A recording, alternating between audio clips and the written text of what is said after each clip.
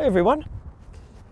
Oh, it's nice and bright and we get some blue sky up there, but it's a bit cold as well. It reminds me that even though spring is in the air, it's still chilly and we're still not out of winter. We're in kind of the in-between kind of thing. So I thought I would come outside. I'm not sure it was such a good idea at this point. At least I have a warm jacket. Well, one of the characteristics of this time of year is that the days are lengthening. They're getting longer. We had we changed our clocks this past Sunday, which, whether you think that's a good idea or not, it's certainly a reminder that spring is not far ahead of us. And the very word Lent comes from the Old English word for lengthen. So the days were lengthening, they were getting longer. So even the word Lent reminds us of the onset of spring, and of course the great Christian feast that coincides with spring is the feast of Easter.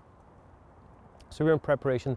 One of the things that marks Lent in the life of any church is not just the call to spiritual renewal, and we're doing that through our extended prayer time in the parish. We've got a Lenten parish mission coming up April 2nd to 6th as well. More about that in the coming weeks. But we also have several people preparing to receive Easter sacraments. We have 3 adults who, God willing, will be baptized at the Easter Vigil, and we have another adult who will be confirmed on the Sunday morning.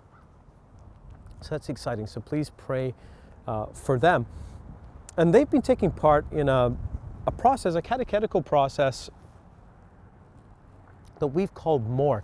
It's been online, and we've opened it up to parishioners, and the feedback from the session has actually been fantastic. It's been a really, really positive feedback, as many people who are cradle Catholics, Catholics their whole lives, have been discovering the richness of their Catholic faith and exploring it and journeying. And as part of that process, we actually, as a parish, joined not an organization, but we created a membership for the parish of an online resource called Formed. And what it is that it's a ministry that has brought together huge number of resources, kind of like a Catholic Netflix. Okay, so it's got documentaries, got movies, it's got teaching series that you can watch individually or watch with a group in your home. And we purchased a parish account. And this is what's really cool about it. You can go onto formed.org, onto the website, and you sign up individually, you put your name in, you sign up, and then you choose your parish. Our parish will be on there. You type in the postal code and bang, you'll be in. And it's like Catholic Netflix right into your home. And you can explore, and I invite you to explore it to see what's available, what you can watch, and watch with your family, and maybe even call a few friends and say, hey, let's get together and have some coffee and watch a Catholic video so we can grow in our faith. So that's really cool. We wanted you to know about that. Now, I'm holding a mug and I'm kind of waving a mug around. It's a very unusual kind of shaped mug, but I'm going to turn it around. This is the big reveal. You ready? It's a Divine Renovation mug. Now, you've perhaps seen me carry my small Divine Renovation mug. This is my Divine Renovation super duper outdoor mug. Why do I have a Divine Renovation mug this week? Well, because with the lifting of sanctions, I'm going to be beginning traveling a little bit again for this ministry. Now, for those of you who don't know, Divine Renovation is a ministry that I founded back in 2016, so 6 years ago. And it's a ministry that helps parishes move into a missionary identity, a missionary posture, to be on mission. And we work with parishes all throughout the world. Right now, we're coaching about 540 pastors in about 24 countries and 7 languages around the world. We have international offices. We've got an office in Australia, an office in Germany, an office in London, England, an office in Dallas, Texas, and Canadian office. And it's all based here in Halifax. And we now have a great team of people who are working all over the world. So it's very, very exciting. And 2 years ago, in March 2020, I was supposed to go to the Netherlands to do a national Divine Renovation conference.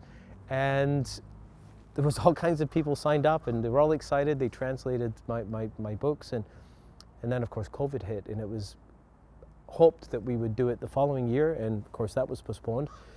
Well, this coming Monday, I'm going to be on a plane, and I'm flying to the Netherlands, and the conference will take place next week in the Netherlands.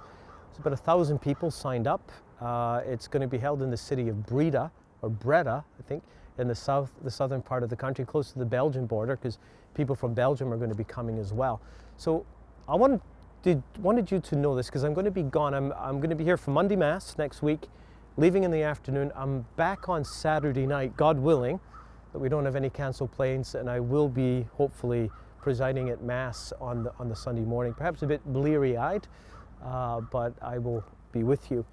And I'm telling you this not just because I'm going to be away, I'm going to be out of the parish for a few days, but to ask for your prayers and your support. It's the first Divine Renovation conference internationally that we've done in a couple of years, and this is a big one, and I've got about, I think, a bunch of talks to do, keynotes and meetings, and we just ask for your prayers, that doors will be opened, hearts will be opened, and that people will come. The people who come with expectant faith will have their expectations fulfilled by the Lord. You can join in if you want. There's a website here. It's the Dutch name for Divine Renovation, and there's a website, and I think they're going to be live streaming the keynotes. So if you want to join in, you can do that if you want. If you get nothing better to do. And if you're really a keener, because of the time difference, the conference starts on Thursday next week at 9:30 local time, which is 5:30 a.m. So if you want to get up early and watch, be my guest. But at the very least, to ask for your prayers, and I guess not just prayers. I suppose a sense of encouragement. Not for me personally, but I like to feel, as I go to the Netherlands, that you're sending me there. I've got your support, that you're a part of this. It's not just a thing I do on the side. I'm going there with some of what I've learned in the last 18 months being here at Our Lady of Guadalupe Parish, dealing with the particular struggles that we have that are actually not unique to us. And so you're a part of this story, and I hope that's how many of you, or even most of you, feel about this. So thank you for your patience with me being away, and what that means, and also your support and your prayers while I'm away. Other than that, just one other note. In March 27th, which is the Sunday I'm back. Is it? Look at that, it's the Sunday I'm back.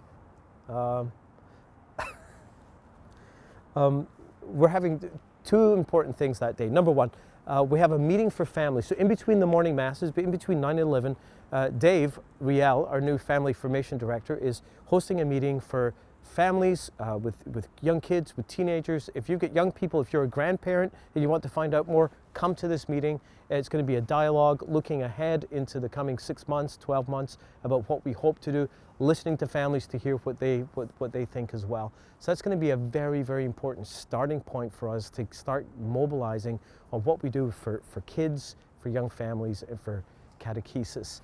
And the second thing is, in the afternoon, we're hosting the Ukrainian Catholic Divine Liturgy. Many of you know that our St. Anthony's location hosts on a monthly basis the Ukrainian Catholic priest who comes down from Sydney to celebrate the Divine Liturgy with members of the Ukrainian Catholic community living in HRM, living in the city. We invited them to come to the St. Peter's location on this occasion so that we could use the live stream and they could help reach members of their community, perhaps in other places in Canada. And so that's happening. You're invited.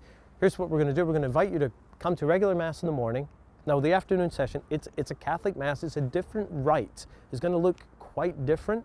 Come and experience it as part of what makes us Catholic. The word Catholic means universal. We're Latin Rite Catholics, and we think that the way we do it is what it means to be Catholic. But no, there's actually very different expressions of Catholicism. But most importantly, we come to be in solidarity with the Ukrainian community, not just Ukrainian Catholics, but with the Ukrainian community. I saw a video today on Twitter from Kiev. They were moving the Blessed Sacrament out of the Ukrainian Catholic Cathedral and moving it to a safe location. And this video was incredibly moving. As the car drove down the streets had scatterings of people who were lined on the sidewalk, and when the car passed by, they fell to their knees. They were praying, the people of Kiev. And we need to pray for them. We need to be in solidarity with them regardless of their faith background, to show solidarity, to pray. And so that is at 4 o'clock on the 27th. At that point, restrictions should be lifted. We can get a number of people in. The liturgy is going to be quite different. We'll worry about that on the day off, but we also will be taking a collection that will be given to Chalice, who supports over 4,000 families, Ukrainian families, on the ground. They're on the ground right now. 100% of those funds go right to those families. So if you're not able to come, it will be available on live stream. We're doing live, of course, and afterwards on our YouTube channel. And you can go to our website anytime to donate through Chalice for the sake of the people in Ukraine. These are troubling times. Let's do what we can and lift up our prayers for the people of Ukraine.